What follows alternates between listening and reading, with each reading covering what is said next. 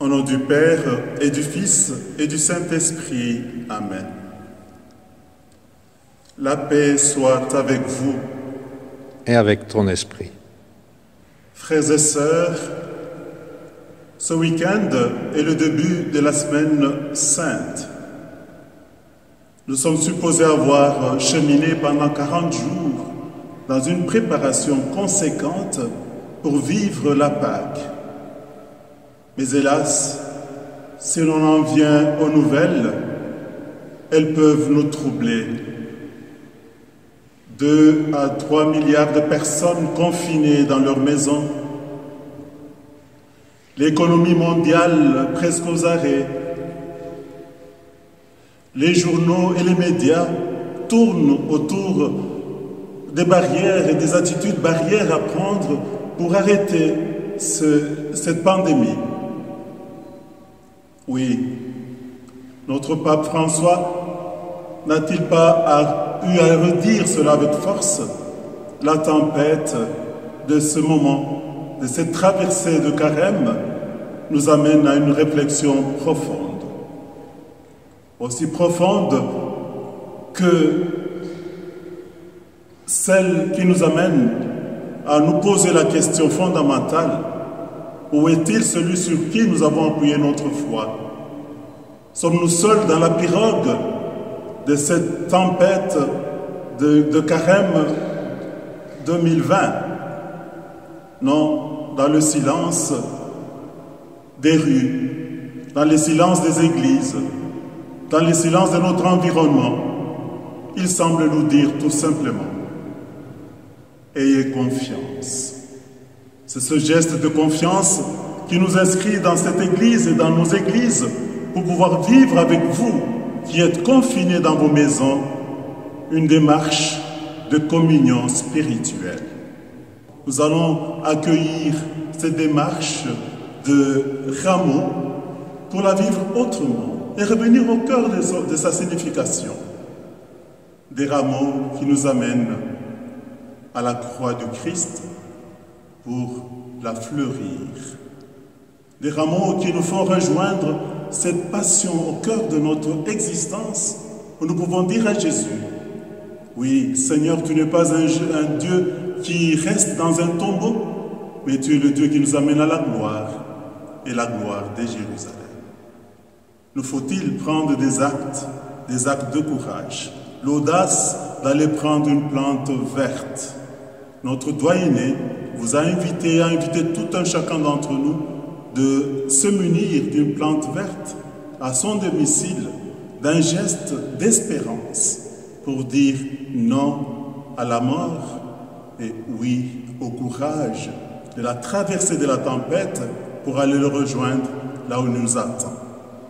Cette bénédiction que nous allons vous offrir dans la foi et la confiance va nous inscrire dans un acte de communion spirituelle, parce que nous savons que bien que Jérusalem nous attend avec ses atrocités, avec ses bousculades, nous allons nous lever avec Jésus sur un âne et dans un acte de foi pour traverser et aller dire: gloire à toi, Seigneur, toi qui viens nous sauver et nous accorder cette foi. Ces bruits qui sont ici seront bénis, mais ils seront remis simplement après le confinement. Pour rejoindre le geste que vous aurez vécu en ce week-end, celui de la plante verte que vous avez gardée auprès de vous. Église en chemin, Église des signes, Église de foi, nous vous invitons à un temps de recueillement pour bénir ces rameaux et bénir aussi toutes les souffrances de toutes les personnes qui, dans cette tempête, n'auront à donner, à offrir que leurs larmes et leurs pleurs. Ensemble, prions le Seigneur. Toi, nous te bénissons. Quand nous sommes bousculés par les événements, tu nous appelles de rejoindre la foi qui est en nous et d'oser marcher avec courage, d'oser montrer nos gestes de persévérance, d'oser nous mettre debout. Oui, nous rejoignons la nature à travers ce bruit pour qu'avec elle, nous puissions nous mettre debout et nous laisser conduire jusqu'à toi. Bénis, Seigneur, ces rameaux.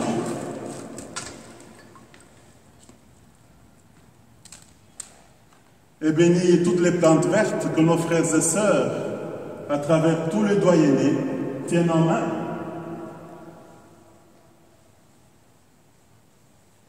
Pour qu'elles soient signes de confiance en toi. Et confiance en toi qui t'invite à venir prendre gloire dans notre quotidien. Que ces plantes vertes et ces rameaux que nous portons à la main puissent manifester notre joie de t'acclamer comme notre roi. Oui, Seigneur, ils sont signes de notre foi en ta victoire sur la mort. Ils sont signes de l'espérance chrétienne que nous ferons éclater dans une semaine. Ils nous rappellent enfin que nous formons un peuple en marche à ta suite, toi, notre Sauveur, qui règne avec le Père et le Saint-Esprit, maintenant et pour les siècles des siècles. Amen. Amen. Le Seigneur soit avec vous et avec votre esprit. Évangile de Jésus-Christ selon saint Matthieu. Gloire à toi, Seigneur. Quelques jours avant la fête de la Pâque, Jésus et ses disciples, approchant de Jérusalem, arrivèrent à Bethphagée, sur les pentes du mont des Oliviers. Alors Jésus envoya 2 disciples. « Allez au village qui est en face de vous. Vous trouverez aussitôt une ânesse attachée et son petit avec elle. Détachez-la et amenez-les-moi. Et si l'on vous dit quelque chose, vous répondrez, le Seigneur en a besoin, mais il les renverra aussitôt. » Cela s'est passé pour accomplir la parole transmise par le prophète. Dites à la fille de Sion, voici ton roi qui vient vers toi, humble, monté sur une ânesse, un petit âne, le petit d'une bête de somme. Les disciples partirent et firent ce que Jésus leur avait ordonné. Ils amenèrent l'ânesse et son petit âne, disposèrent sur eux leurs manteaux, et Jésus s'assit dessus. Dans la foule, la plupart étendirent leurs manteaux sur le chemin. D'autres coupaient des branches aux arbres et en jonchaient la route. Les foules qui marchaient devant Jésus et celles qui suivaient criaient « Hosanna au fils de David !» « Béni soit celui qui vient au nom du Seigneur, Hosanna au plus haut des cieux. » Comme Jésus entrait à Jérusalem, l'agitation gagna toute la ville. On se demandait « Qui est cet homme ?» Et les foules répondaient « C'est le prophète de Nazareth en Galilée. » Acclamons la parole de Dieu. Louange à toi, Seigneur Jésus.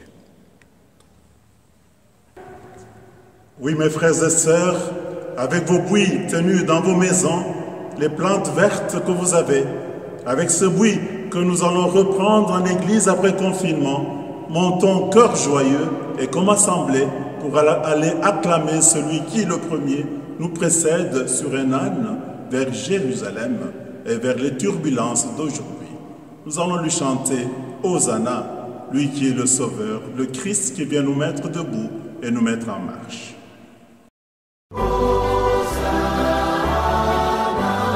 Béni soit celui qui vient au nom du Seigneur. Hosanna, Saint le Seigneur, Saint le Seigneur.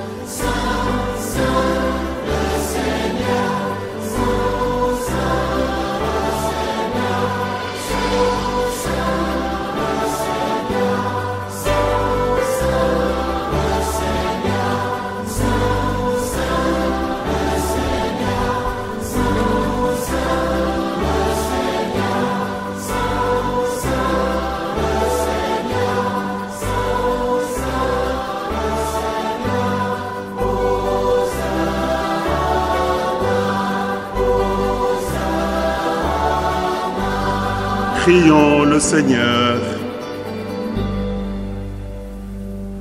Ô Dieu d'amour, Dieu très saint, Dieu qui chaque jour est aux côtés de nous quand nous marchons, pour montrer au genre humain quel abaissement il doit imiter, ton Fils Jésus a voulu, dans un corps semblable au nôtre, subir la mort de la croix. Accorde-nous cette grâce de retenir les enseignements de sa passion et d'avoir part à sa résurrection en commençant tous ensemble dans notre unité cette semaine sainte en communion avec nos frères et sœurs confinés, lui qui règne avec toi, Dieu bon, pour les siècles des siècles. Amen.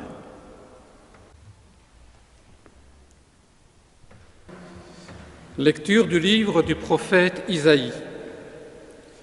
Le Seigneur mon Dieu m'a donné le langage des disciples pour que je puisse d'une parole soutenir celui qui est épuisé. Chaque matin, il éveille mon oreille pour qu'en disciple j'écoute. Le Seigneur mon Dieu m'a ouvert l'oreille et moi je ne me suis pas révolté, je ne me suis pas dérobé. J'ai présenté mon dos à ceux qui me frappaient et mes joues à ceux qui m'arrachaient la barbe. Je n'ai pas caché ma face devant les outrages et les crachats. Le Seigneur mon Dieu vient à mon secours. C'est pourquoi je ne suis pas atteint par les outrages. C'est pourquoi j'ai rendu ma face dure comme pierre. Je sais que je ne serai pas confondu. Parole du Seigneur. Rendons grâce à Dieu.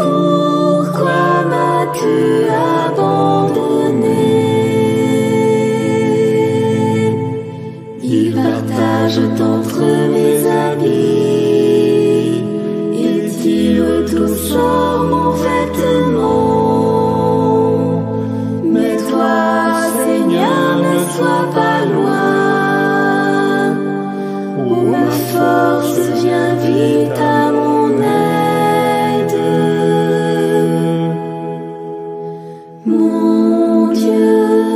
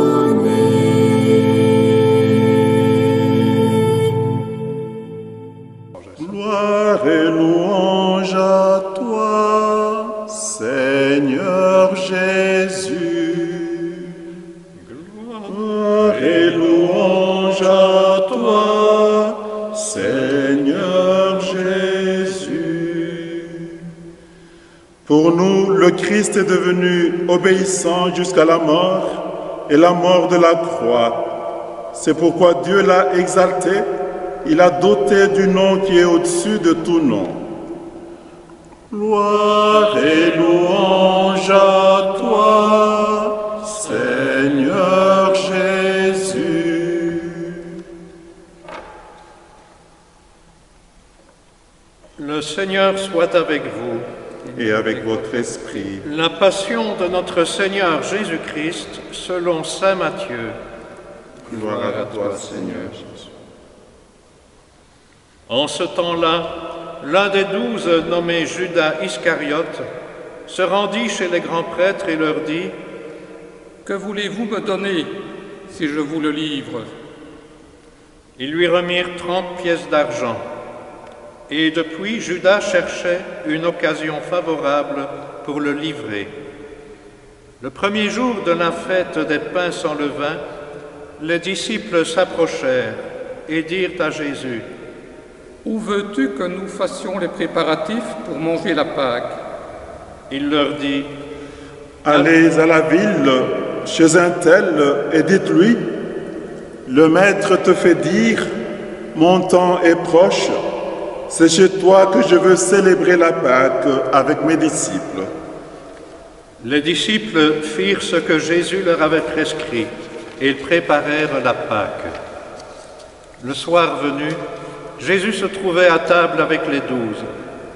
Pendant le repas, il déclara : Amen, je vous le dis, l'un de vous va me livrer. Profondément attristés, ils se mirent à lui demander, chacun son tour : Serait-ce moi, Seigneur ? Prenant la parole, il dit : Celui qui s'est servi au plat en même temps que moi, celui-là va me livrer. Le Fils de l'homme s'en va, comme il est écrit à son sujet, mais malheureux celui par qui le Fils de l'homme est livré. Il vaudrait mieux pour lui qu'il ne soit pas né, cet homme-là. Judas, celui qui le livrait, prit la parole. Rabbi, serait-ce moi ? Jésus lui répond : C'est toi-même qui l'as dit.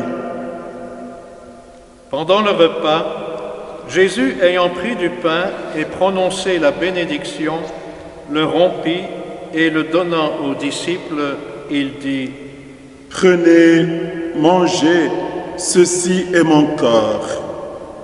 Puis, ayant pris une coupe et ayant rendu grâce, il la leur donna en disant : Buvez-en tous, car ceci est mon sang, le sang de l'Alliance versé pour la multitude en rémission des péchés. Je vous le dis, désormais je ne boirai plus de ce fruit de la vigne, jusqu'au jour où je le boirai nouveau avec vous dans le royaume de mon Père. Après avoir chanté les psaumes, ils partirent pour le mont des Oliviers. Alors Jésus leur dit : Cette nuit, je serai pour vous tous une occasion de chute, car il est écrit : Je frapperai le berger et les brebis du troupeau seront dispersées. Mais une fois ressuscité, je vous précéderai en Galilée.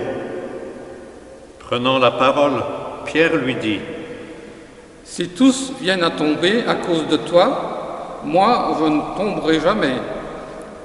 Jésus lui répondit : Amen, je te le dis, cette nuit même, avant que le coq chante, tu m'auras renié 3 fois.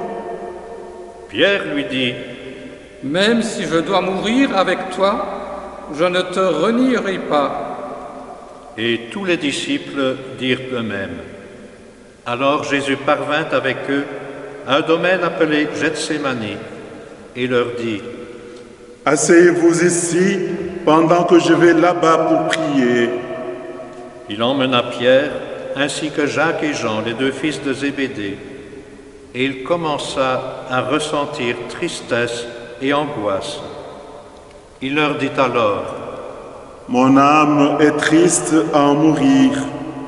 Restez ici et veillez avec moi. Allant un peu plus loin, il tomba face contre terre en priant : Il disait, Mon Père, s'il est possible que cette coupe passe loin de moi, cependant, non pas comme moi je veux, mais comme toi tu veux. Puis il revient vers ses disciples et les trouve endormis. Il dit à Pierre, Ainsi, vous n'avez pas eu la force de veiller seulement 1 heure avec moi. Veillez et priez pour ne pas entrer en tentation. L'esprit est ardent, mais la chair est faible. De nouveau, il s'éloigna et pria. Pour la 2e fois, il disait, Mon Père, si cette coupe ne peut passer sans que je la boive, que ta volonté soit faite. Revenu près des disciples, de nouveau il les trouva endormis, car leurs yeux étaient lourds de sommeil. Les laissant, de nouveau, il s'éloigna et pria pour la 3e fois, en répétant les mêmes paroles. Alors il revient vers ses disciples et leur dit, Désormais, vous pouvez dormir et vous reposer. Voici qu'elle est proche, l'heure où le Fils de l'homme est livré aux mains des pécheurs. Levez-vous, allons, voici qu'il est proche, celui qui me livre. Jésus parlait encore lorsque Judas, l'un des 12, arriva, et avec lui une grande foule armée d'épées et de bâtons, envoyée par les grands prêtres et les anciens du peuple. Celui qui le livrait leur avait donné un signe. Celui que j'embrasserai, c'est lui. Arrêtez-le. Aussitôt, s'approchant de Jésus, il lui dit, Salut, Rabbi. et il l'embrassa. Jésus lui dit, Mon ami, ce que tu es venu faire, fais-le. Alors ils s'approchèrent, mirent la main sur Jésus et l'arrêtèrent. L'un de ceux qui étaient avec Jésus, portant la main à son épée, la tira, frappa le serviteur du grand prêtre et lui trancha l'oreille. Alors Jésus lui dit, Rentre ton épée, car tous ceux qui prennent l'épée périront par l'épée. Crois-tu que je ne puisse pas faire appel à mon Père? Il mettrait aussitôt à ma disposition plus de 12 légions d'anges. Mais alors, comment s'accompliraient les Écritures selon lesquelles il faut qu'il en soit ainsi? À ce moment-là, Jésus dit aux foules, Suis-je donc un bandit pour que vous soyez venus vous saisir de moi avec des épées et des bâtons? Chaque jour dans le temple, j'étais assis en train d'enseigner et vous ne m'avez pas arrêté. mais tout cela est arrivé pour que s'accomplissent les écrits des prophètes. Alors tous les disciples l'abandonnèrent et s'enfuirent. Ceux qui avaient arrêté Jésus l'amenèrent devant Caïphe, le grand prêtre, chez qui s'étaient réunis les scribes et les anciens. Quant à Pierre, il le suivait à distance, jusqu'au palais du grand prêtre. Il entra dans la cour et s'assit avec les serviteurs pour voir comment cela finirait.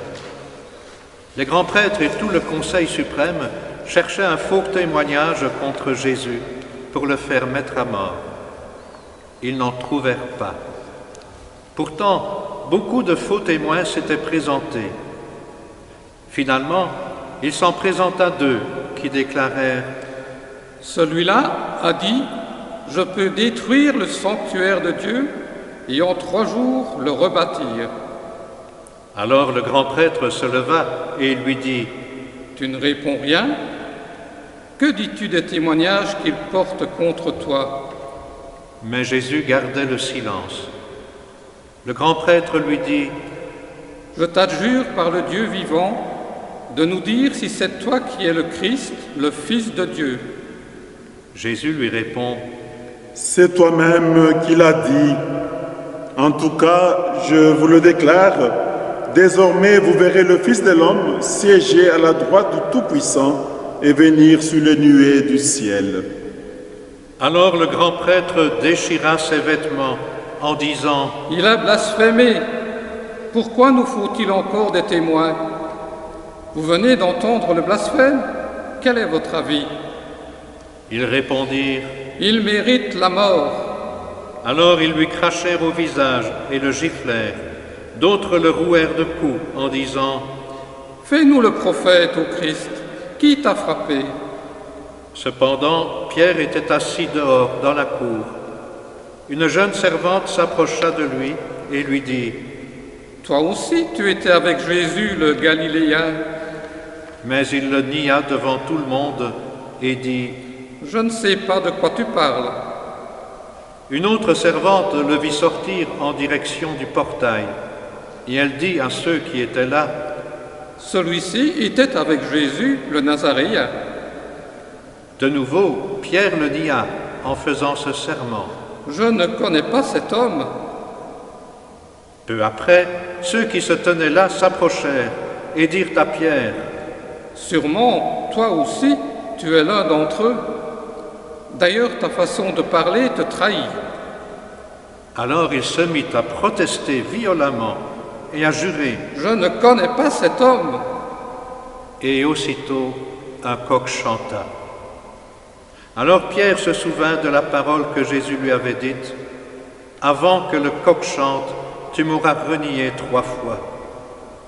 Il sortit et dehors pleura amèrement. Le matin venu, tous les grands prêtres et les anciens du peuple tinrent conseil contre Jésus pour le faire mettre à mort. Après l'avoir ligoté, ils l'emmenèrent et le livrèrent à Pilate, le gouverneur. Alors, en voyant que Jésus était condamné, Judas, qui l'avait livré, fut pris de remords. Il rendit les 30 pièces d'argent aux grands prêtres et aux anciens. Il leur dit: J'ai péché en livrant à la mort un innocent. Ils répliquèrent: Que nous importe? Cela te regarde. Jetant alors les pièces d'argent dans le temple, il se retira et alla se pendre. Les grands prêtres ramassèrent l'argent et dirent: Il n'est pas permis de le verser dans le trésor, puisque c'est le prix du sang. Après avoir tenu conseil, ils achetèrent avec cette somme le champ du potier pour y enterrer les étrangers. Voilà pourquoi ce champ est appelé jusqu'à ce jour le champ du sang. Alors fut accomplie la parole prononcée par le prophète Jérémie. Ils ramassèrent les 30 pièces d'argent, le prix de celui qui fut mis à prix, le prix fixé par les fils d'Israël, et ils les donnèrent pour le champ du potier, comme le Seigneur me l'avait ordonné. On fit comparaître Jésus devant Pilate, le gouverneur, qui l'interrogea. « Es-tu le roi des Juifs ?» Jésus déclara: « C'est toi-même qui le dis. » Mais tandis que les grands prêtres et les anciens l'accusaient, il ne répondit rien. Alors Pilate lui dit: « Tu n'entends pas tous les témoignages portés contre toi ?» Mais Jésus ne lui répondit plus un mot, si bien que le gouverneur fut très étonné. Or, à chaque fête, celui-ci avait coutume de relâcher un prisonnier, celui que la foule demandait. Il y avait alors un prisonnier bien connu, nommé Barabbas. Les foules s'étant donc rassemblées, Pilate leur dit: « Qui voulez-vous que je vous relâche? Barabbas ou Jésus appelé le Christ ?» Il savait en effet que c'était par jalousie qu'on avait livré Jésus, tandis qu'il siégeait au tribunal. Sa femme lui fit dire: « Ne te mêle pas de l'affaire de ce juste, car aujourd'hui j'ai beaucoup souffert en songe à cause de lui. » Les grands prêtres et les anciens poussèrent les foules à réclamer Barabbas et à faire périr Jésus. Le gouverneur reprit: « Lequel des deux voulez-vous que je vous relâche ?» Ils répondirent: « Barabbas. » Pilate leur dit: « Que ferai-je donc de Jésus, appelé le Christ ?» Ils répondirent tous: « Qu'il soit crucifié. » Pilate demanda: « Quel mal a-t-il donc fait ?» Ils criaient encore plus fort: « Qu'il soit crucifié. » Pilate, voyant que ses efforts ne servaient à rien, sinon à augmenter le tumulte, prit de l'eau et se lava les mains devant la foule en disant : « Je suis innocent du sang de cet homme, cela vous regarde. » Tout le peuple répondit : « Son sang, qu'il soit sur nous et sur nos enfants. » Alors il leur relâcha Barabbas. Quant à Jésus, il le fit flageller et il le livra pour qu'il soit crucifié. Alors les soldats du gouverneur emmenèrent Jésus dans la salle du prétoire et rassemblèrent autour de lui toute la garde. Ils lui enlevèrent ses vêtements et le couvrirent d'un manteau rouge. Puis, avec des épines, ils tressèrent une couronne et la posèrent sur sa tête. Ils lui mirent un roseau dans la main droite et, pour se moquer de lui, ils s'agenouillaient devant lui en disant : « Salut, roi des Juifs !» Et après avoir craché sur lui, ils prirent le roseau et ils le frappaient à la tête. Quand ils se furent bien moqués de lui, ils lui enlevèrent le manteau, lui remirent ses vêtements et l'emmenèrent pour le crucifier. En sortant, ils trouvèrent un homme nommé Simon, originaire de Cyrène, et ils le réquisitionnèrent pour porter la croix de Jésus. Arrivés en un lieu dit Golgotha, c'est-à-dire lieu du crâne ou calvaire, ils donnèrent à boire à Jésus du vin mêlé de fiel. Il en goûta, mais ne voulut pas boire. Après l'avoir crucifié, ils se partagèrent ses vêtements en tirant au sort. Et il restait là, assis, à le garder. Au-dessus de sa tête, ils placèrent une inscription indiquant le motif de sa condamnation. Celui-ci est Jésus, le roi des Juifs. Alors on crucifia avec lui 2 bandits, l'un à droite et l'autre à gauche. Les passants l'injuriaient en hochant la tête.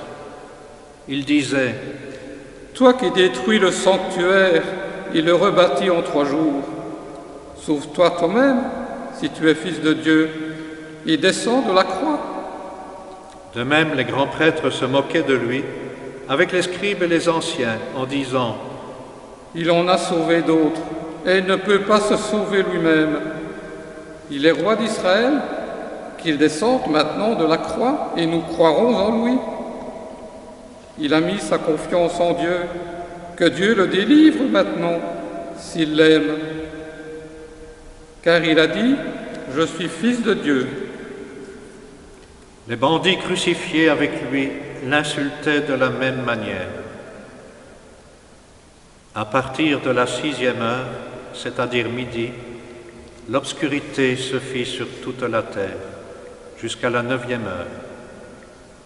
Vers la 9e heure, Jésus cria d'une voix forte : « Eli, Eli, lema sabachthani » ce qui veut dire : « Mon Dieu, pourquoi m'as-tu abandonné ?» L'ayant entendu, quelques-uns de ceux qui étaient là disaient : « Le voilà qui appelle le prophète Élie. » Aussitôt, l'un d'eux courut prendre une éponge qu'il trempa dans une boisson vinaigrée. Il la mit au bout d'un roseau et lui donnait à boire. Les autres disaient : « Attends, nous verrons bien si Élie vient le sauver. » Mais Jésus, poussant de nouveau un cri, rendit l'esprit.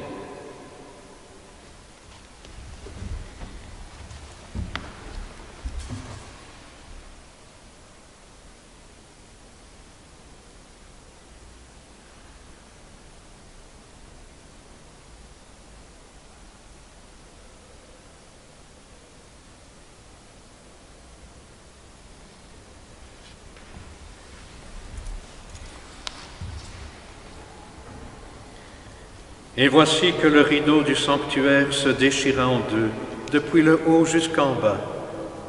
La terre trembla et les rochers se fendirent, les tombeaux s'ouvrirent, les corps de nombreux saints qui étaient morts ressuscitèrent, et sortant des tombeaux après la résurrection de Jésus, ils entrèrent dans la ville sainte et se montrèrent à un grand nombre de gens. À la vue du tremblement de terre et de ces événements, le centurion et ceux qui avec lui gardaient Jésus furent saisis d'une grande crainte et dirent : « Vraiment, celui-ci était fils de Dieu. » Il y avait là de nombreuses femmes qui observaient de loin. Elles avaient suivi Jésus depuis la Galilée pour le servir. Parmi elles se trouvait Marie-Madeleine, Marie, mère de Jacques et de Joseph, et la mère des fils de Zébédée. Comme il se faisait tard, arriva un homme riche, originaire d'Arimathie, qui s'appelait Joseph, et qui était devenu lui aussi disciple de Jésus. Il alla trouver Pilate pour lui demander le corps de Jésus. Alors Pilate ordonna qu'on le lui remette. Prenant le corps, Joseph l'enveloppa dans un linceul immaculé et le déposa dans le tombeau neuf qu'il s'était fait creuser dans le roc. Puis il roula une grande pierre à l'entrée du tombeau et s'en alla. Or, Marie-Madeleine et l'autre Marie étaient là, assises en face du sépulcre. Le lendemain, après le jour de la préparation, les grands prêtres et les pharisiens s'assemblèrent chez Pilate en disant : « Seigneur, nous nous sommes rappelés que cet imposteur a dit de son vivant : 3 jours après, je ressusciterai. Alors, donne l'ordre que le sépulcre soit surveillé jusqu'au 3e jour, de peur que ses disciples ne viennent voler le corps et ne disent au peuple : il est ressuscité d'entre les morts. Cette dernière imposture serait pire que la première. » Pilate leur déclara : « Vous avez une garde. Allez, organisez la surveillance comme vous l'entendez. » Ils partirent donc et assurèrent la surveillance du sépulcre, en mettant les scellés sur la pierre et en y plaçant la garde. Acclamons la parole de Dieu. Louange à toi, Seigneur Jésus.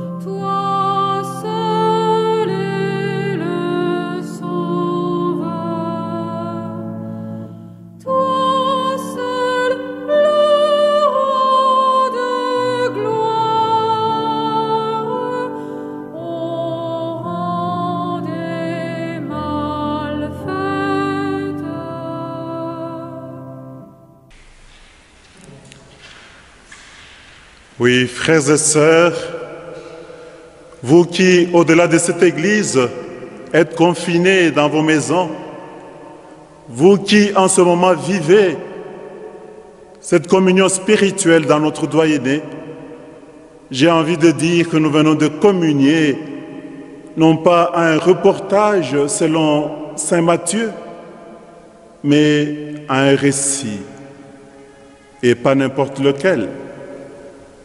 Le récit d'une vie, le récit d'une passion, le récit dans lequel le personnage principal, qui est Jésus, n'est pas présenté comme un pantin, quelqu'un qui est dépassé par les événements. Mais Matthieu nous le présente comme quelqu'un qui, en toute conscience, domine et veut dominer les événements. Il veut les embrasser en toute liberté. Il veut y aller par réponse à une mission, à une vocation qu'il s'est donnée, celle de répondre comme Isaïe le dit: écoute, peuple d'Israël, ce que Dieu te demande. Jésus est conscient que Jérusalem lui est hostile. Il est conscient que ceux qui l'attendent là vont le piéger. Il est conscient que les turbulences de cette ville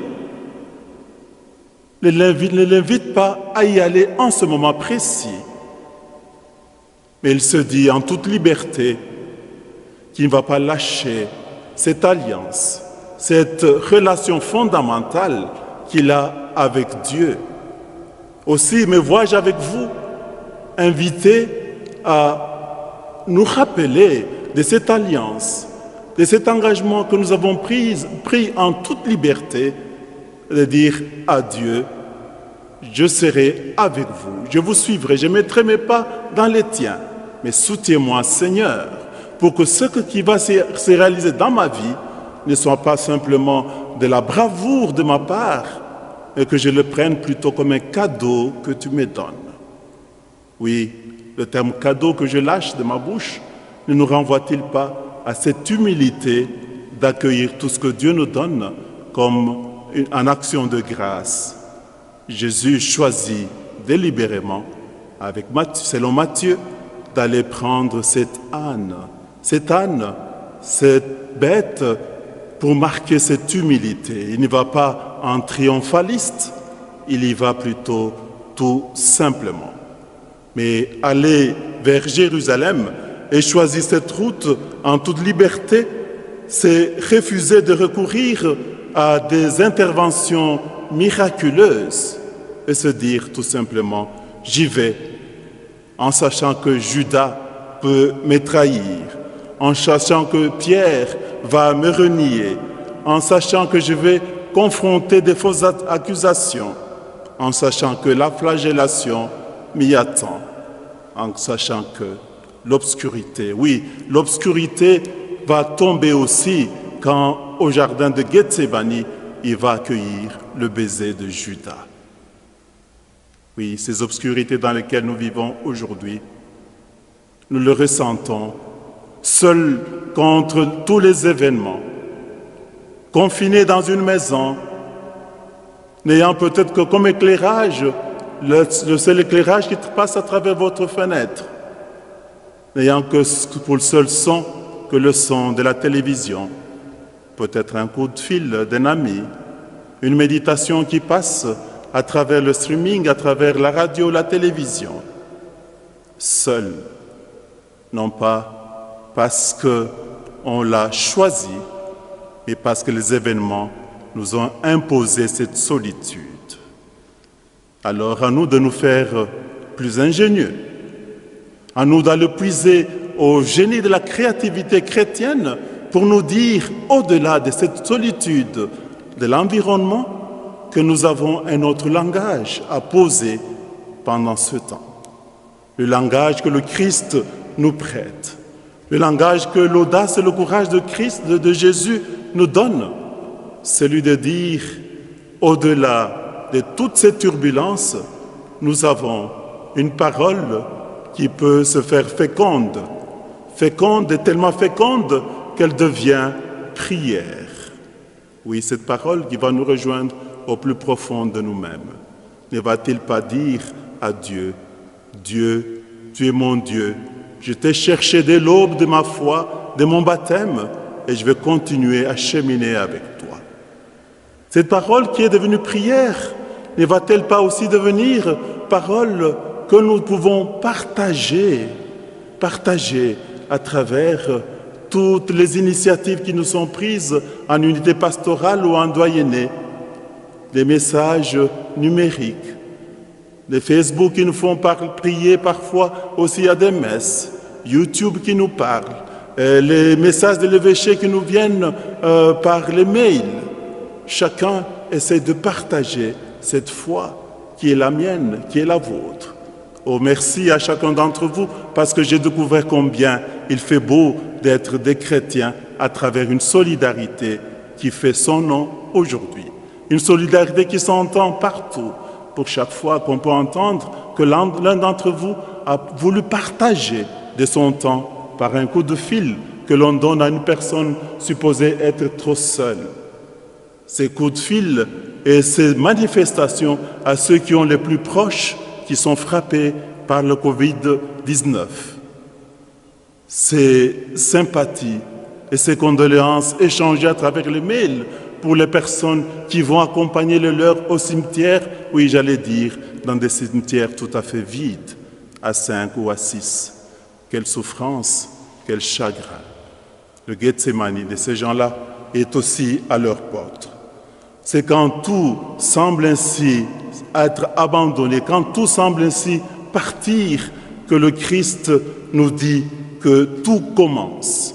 Tout commence avec cette semaine sainte où nous nous disons, prenons des rameaux, prenons une plante verte, prenons un signe pour dire non à l'isolement, mais oui à la solitude comme lieu comme ferment de la fertilité spirituelle qui va nous amener vers Dieu. Dans cette solitude, dans ce confinement, nous avons parlé de la prière, nous avons parlé du partage, mais nous pouvons aussi parler de la pénitence comme étant ces moments de privation que nous prenons de manière tout à fait libre et qui nous engagent dans des options nouvelles ou des liturgies nouvelles peuvent naître autour de nous et auprès de nous.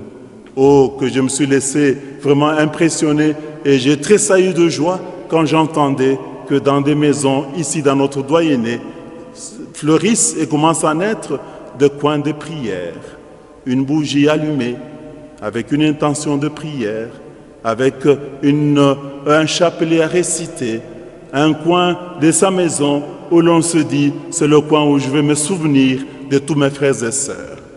Toutes ces initiatives nous disent qu'il est temps qu'avec la Semaine Sainte, nous puissions marcher sur toutes nos craintes pour donner place à l'audace. L'audace d'une chrétienté et d'une vie chrétienne dite autrement. Marcher sur le mutisme pour créer d'autres lieux et d'autres façons de nous parler et que la parole se fasse féconde. Cette prise de parole qui devient aujourd'hui une nécessité. Marcher aussi sur toutes nos plaintes, marcher sur nos paralysies pour que, mis en route ensemble, nous puissions aller rejoindre Dieu, aller rejoindre Jésus dans notre quotidien.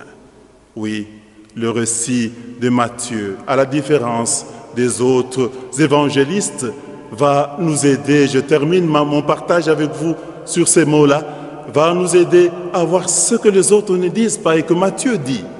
Que nous dit-il? Eh bien, il met dans la bouche de la femme de Pilate le titre le plus fort de l'Ancien Testament que l'on puisse donner à un homme. C'est la femme de Pilate qui dit à Jésus, cet homme est injuste. Il est le juste contre qui toute une population se lève. Ah oui. Et Pilate de dire, parce que tu l'appelles juste, eh bien, moi je le reconnais comme étant le Fils de Dieu. Il va l'écrire sur la croix de Jésus. Mais laissons finalement la parole aussi au centurion qui va s'exclamer comme en profession de foi. Cet homme était vraiment le Fils de Dieu. Je vous invite, mes frères et sœurs, en ce temps difficile, que nous puissions nous exclamer en lui faisant confiance, en lui disant, puisque tu as traversé cette turpitude, aide-nous aussi dans cette même gloire et avec la même bienveillance, la même vaillance que nous puissions traverser avec nos frères et sœurs. Il est aussi tout indiqué que nous portions dans cette confiance et dans cette détermination tous ceux qui, en ce moment, dans les corps médicaux, dans les responsables politiques, dans les responsables d'église, tous ceux qui passent de mauvaises nuits et peut-être qui se reposent très peu parce qu'ils sont affairés à trouver des solutions qui vous concernent, qui nous concernent tous. Que Dieu nous bénisse et qu'il fasse de nous un peuple en marche, comme Isaïe nous le dit. Amen.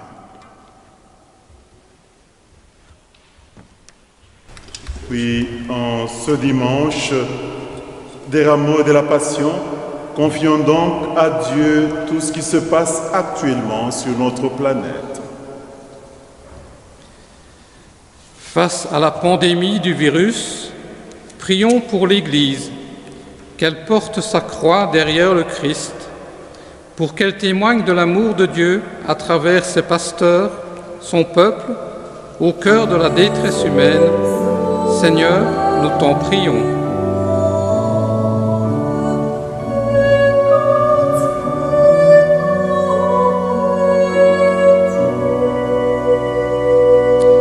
En cette semaine sainte qui s'ouvre, où nous nous rappelons que Jésus a partagé nos souffrances, prions pour les malades et leurs proches, toutes les victimes de la pandémie, pour les personnes seules, isolées ainsi que les plus éprouvées.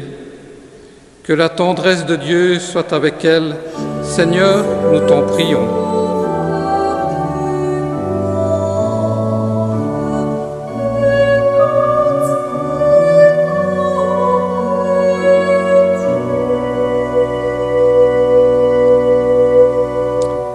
Sur son chemin de croix, Jésus a reçu l'aide de Simon de Cyrène. Prions pour tous ceux qui viennent en aide à leurs frères, spécialement pour le corps médical, en première ligne dans la lutte contre cette maladie. Que Dieu les soutienne et les garde. Seigneur, nous t'en prions.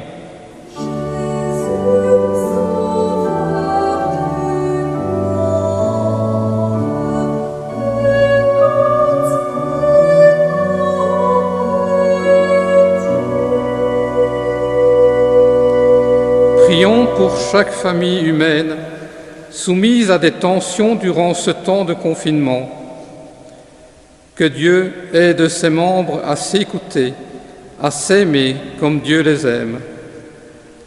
Développe en nous, Seigneur, le besoin de partager avec nos frères et la force de combattre nos égoïsmes.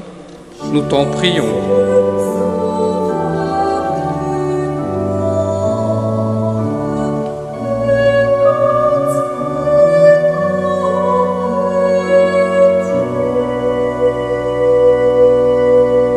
En cette semaine sainte, prions pour chaque chrétien, ainsi que de nos communautés chrétiennes privées de l'Eucharistie, qu'ils reçoivent dans la prière le courage, la joie dans la foi, pour continuer à marcher avec le Christ qui porte avec nous nos croix. Seigneur, nous t'en prions.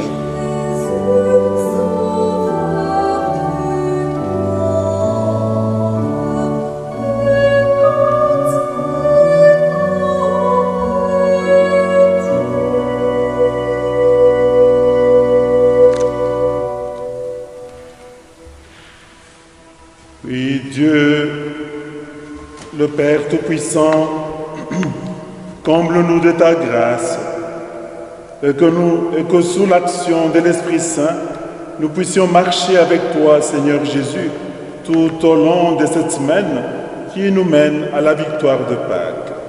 Amen. Oui, frères et sœurs, vous savez bien que pour cette semaine, ce week-end, la collecte est destinée à soutenir l'action d'entraide et fraternité en faveur d'Haïti, et le compte sur lequel vous pouvez vous manifester va apparaître justement sur le YouTube que vous suivez ici et sur le site.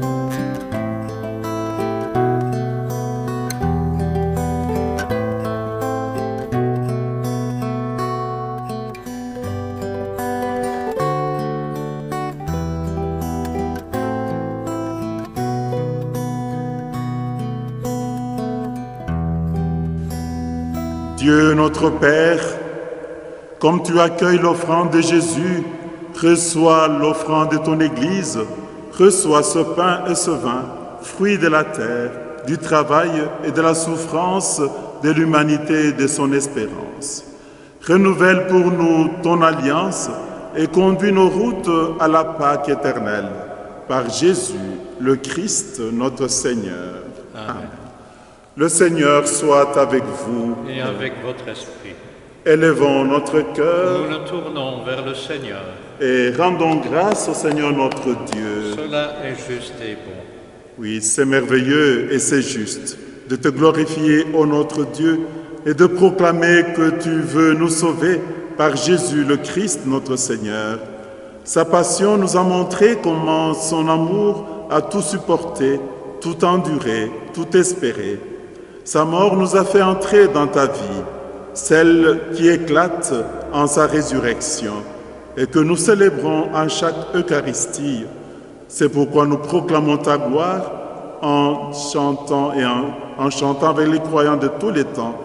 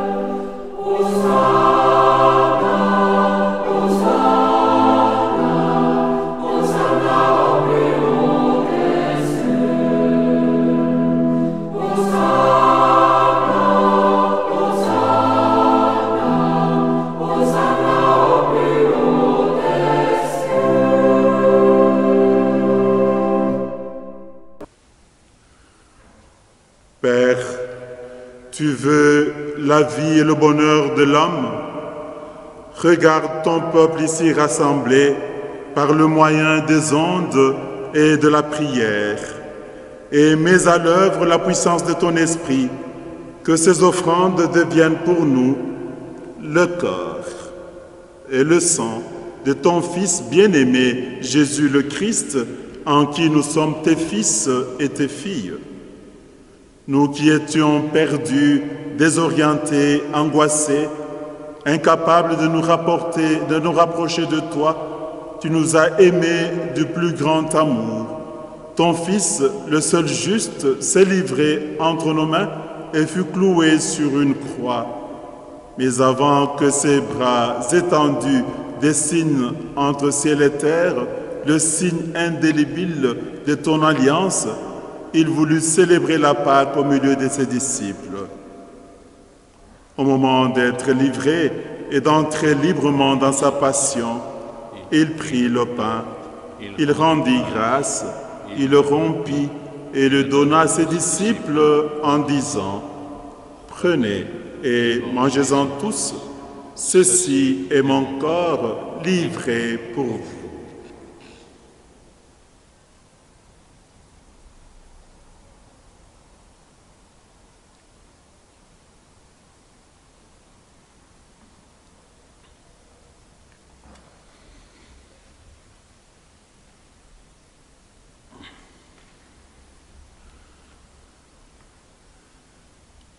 À la fin de ce dernier repas, sachant qu'il allait tout réconcilier en lui par le sang de sa croix, il prit la coupe remplie de vin, il te rendit grâce encore et la fit passer à ses amis en leur disant : « Prenez et buvez-en tous, car ceci est la coupe de mon sang, le sang de l'alliance nouvelle et éternelle, qui sera versé pour vous et pour la multitude en rémission des péchés. Vous ferez cela en mémoire de moi.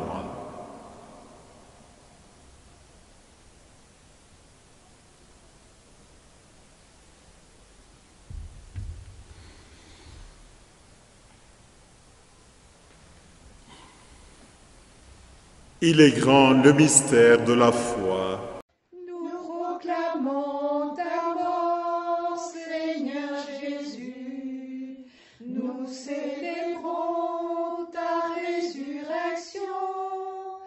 Nous attendons ta venue dans la gloire.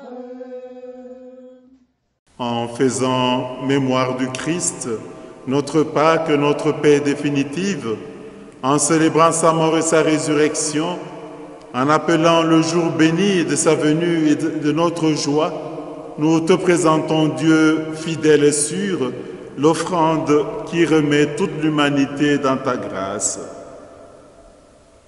Regarde avec amour, Père très bon, ceux que tu attires vers toi et qui participent par l'Internet à cette célébration. Oui, par cette communion spirituelle avec eux, à l'unique sacrifice du Christ, qu'ils deviennent ensemble, par la force de l'Esprit, le corps de ton Fils ressuscité, en qui sont abolies toutes les divisions.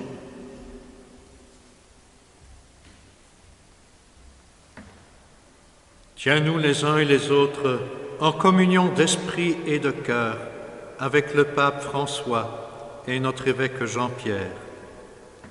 Aide-nous tous à lutter aux côtés de nos frères humains qui souffrent, jusqu'à l'heure où nous serons devant toi, parmi les saints du ciel, aux côtés de la Vierge Marie et des apôtres, avec nos frères qui sont morts, toutes les victimes de la pandémie, et que nous confions à ta miséricorde. Alors, au cœur de la création nouvelle, enfin libérés de la corruption, nous pourrons chanter vraiment l'action de grâce du Christ à jamais vivant.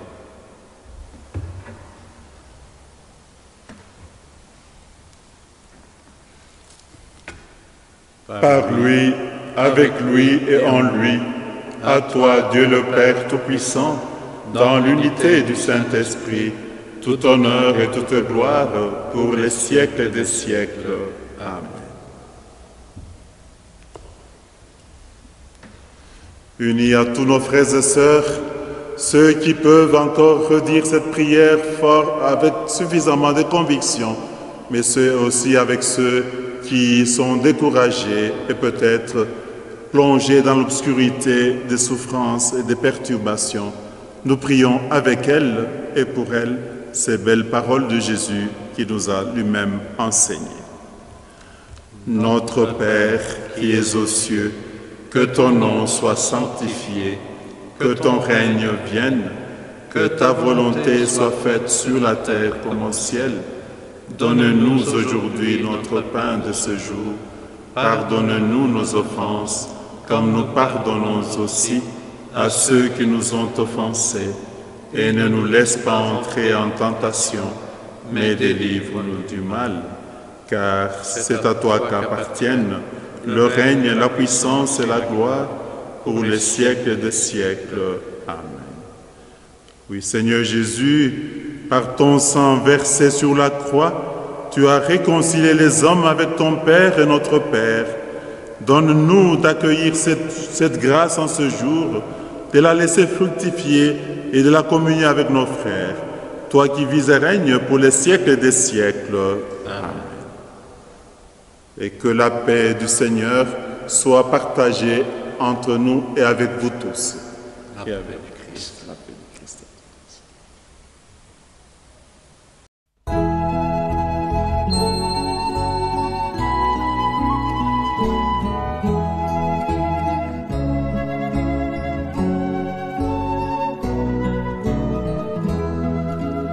Agneau de Dieu qui enlève le péché du monde, prends pitié.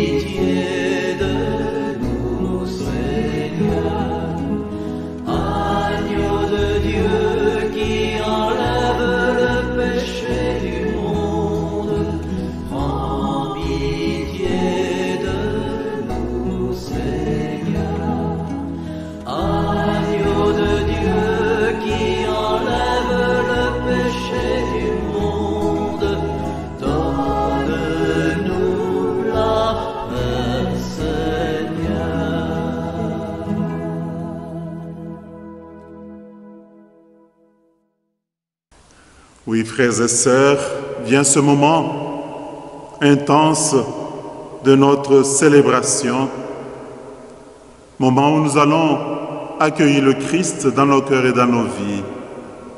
L'agneau véritable, authentique, comme vous voulez l'entendre dans ce chant qui est passé. L'agneau qui a accepté le chemin du salut, la crucifixion, la passion. Oui, en communion avec vous tous qui, au-delà de cette église et de cet édifice, vivez la communion spirituelle avec nous. Un petit moment de silence partagé nous fera certainement communier avec vous.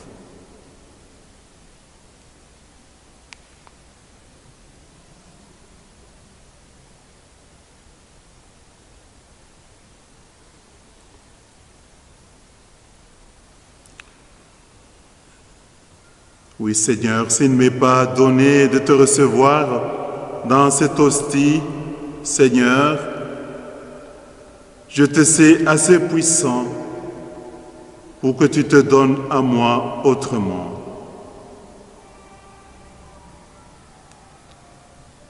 Mon cœur te désire tant.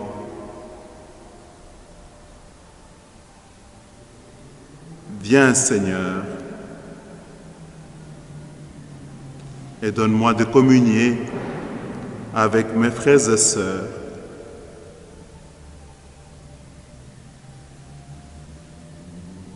Comme tu as communié avec tous ceux qui t'ont entouré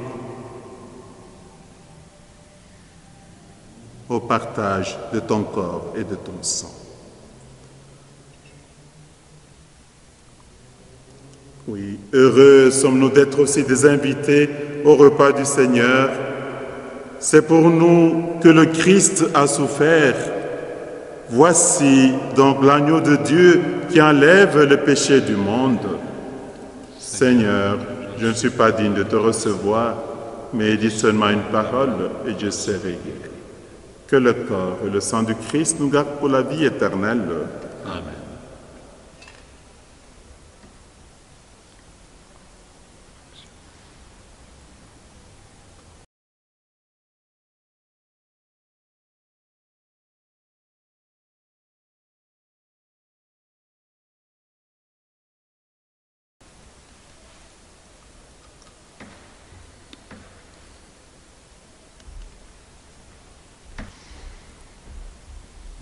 Sang du Christ.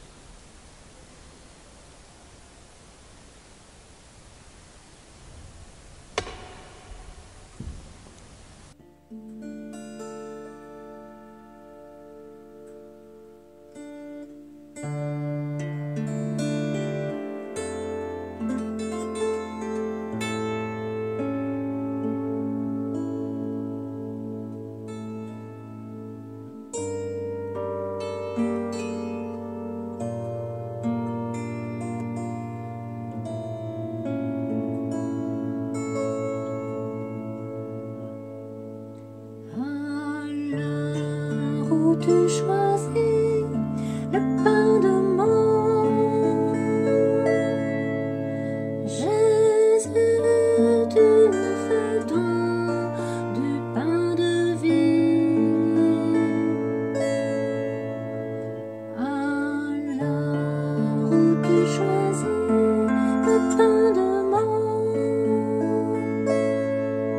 Jésus, tu me fais don du pain de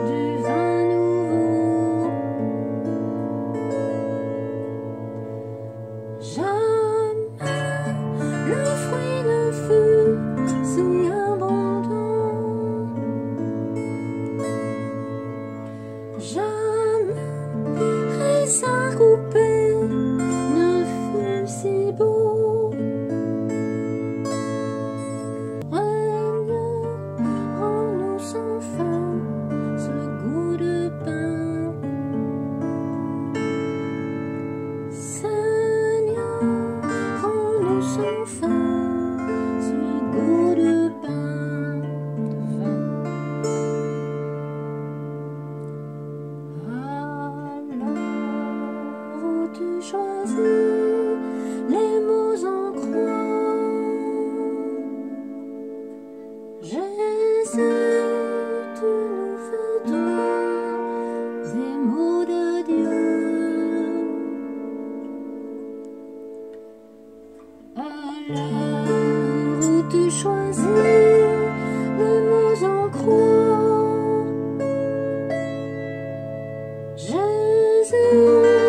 tu nous fais don des mots de Dieu. Jamais on ne sentit pareil effroi. Jamais discours ne fut si précis.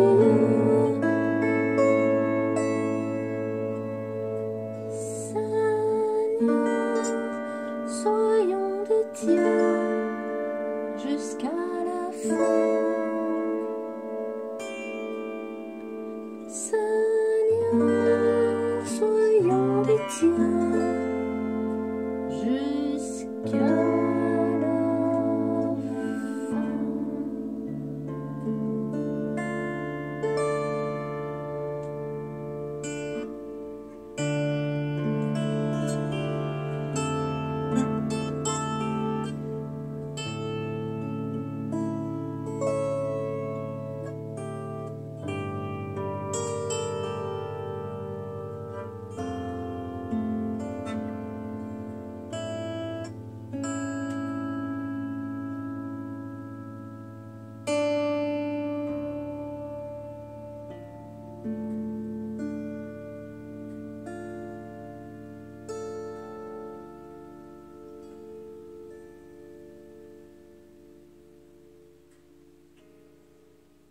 Prions encore le Seigneur.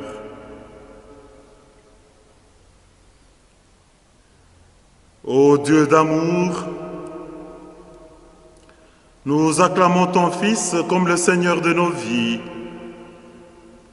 Et notre cœur se fait brûlant lorsque nous écoutons le récit de sa passion.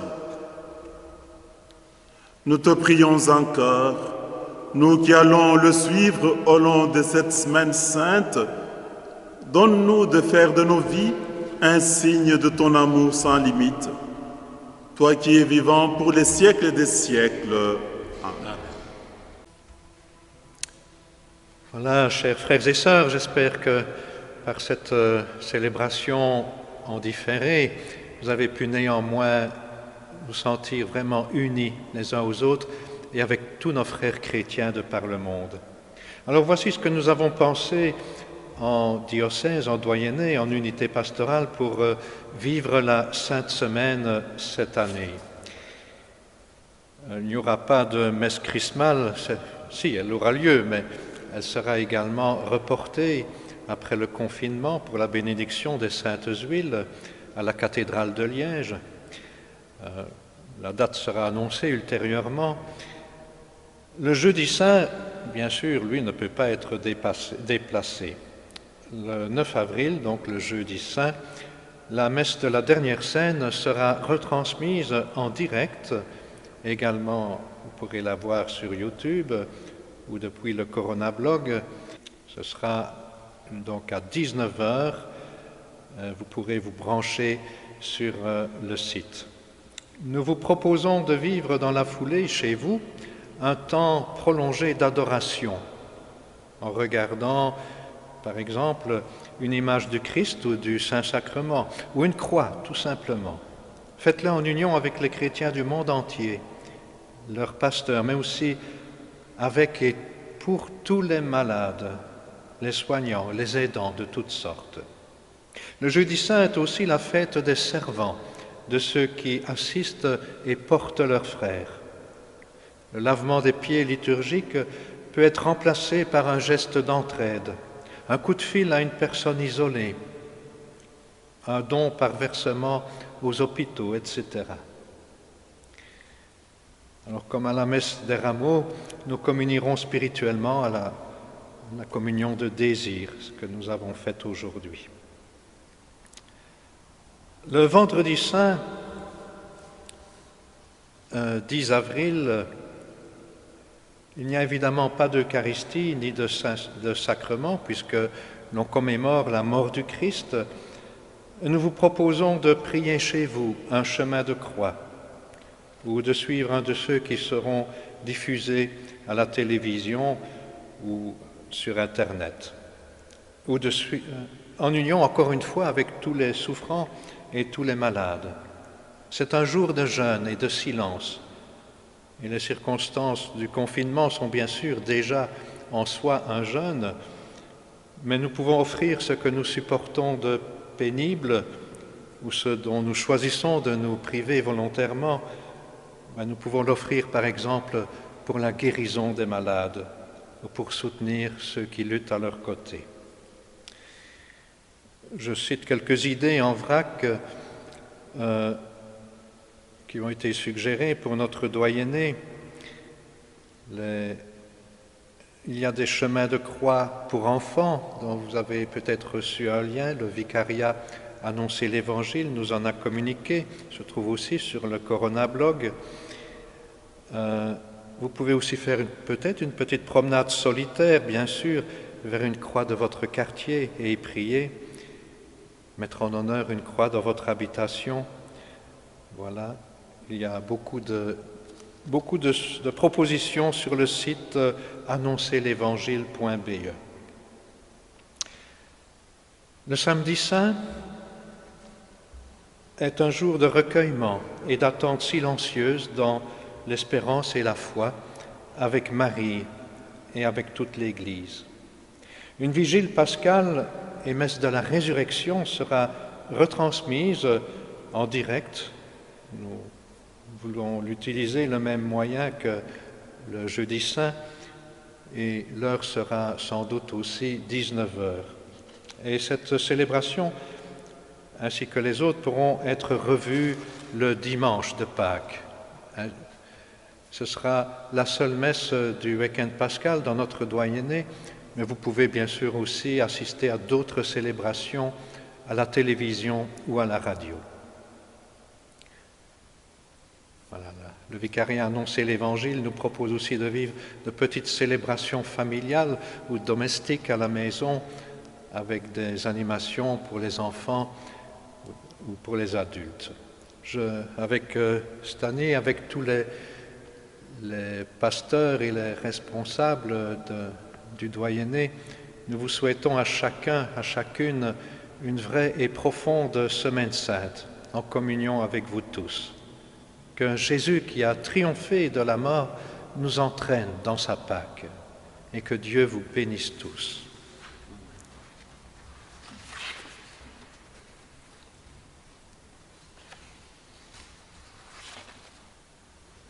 Le Seigneur soit avec vous. Et avec votre esprit.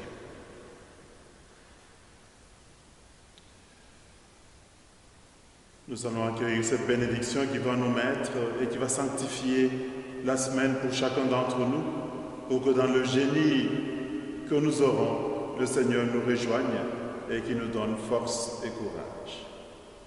Dieu notre Père, le Père de toute miséricorde, nous a donné dans la passion de son Fils la plus belle preuve de son amour, qui nous bénisse, lui qui est le Père, le Fils et le Saint-Esprit. Amen.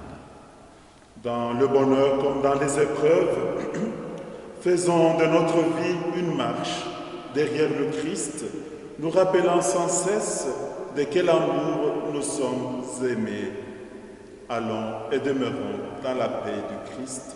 Nous rendons grâce à Dieu.